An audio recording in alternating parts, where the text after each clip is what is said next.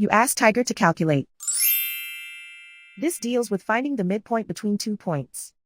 The midpoint between the 2 points is 5, 11.5. Let's solve it step by step. Plot the 2 points and calculate the midpoint using the formula.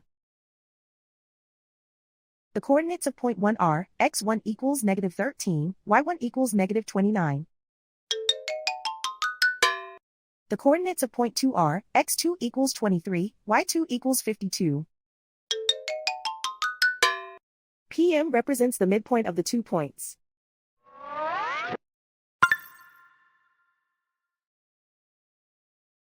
Use the x values in the midpoint formula to find the midpoints x. x1 equals -13. x2 equals 23.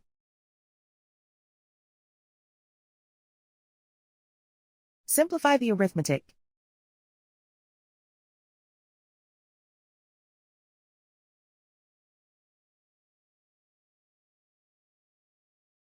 Use the y values in the midpoint formula to find the midpoints y.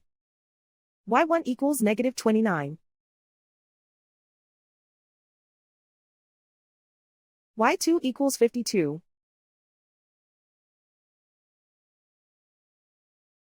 Simplify the arithmetic.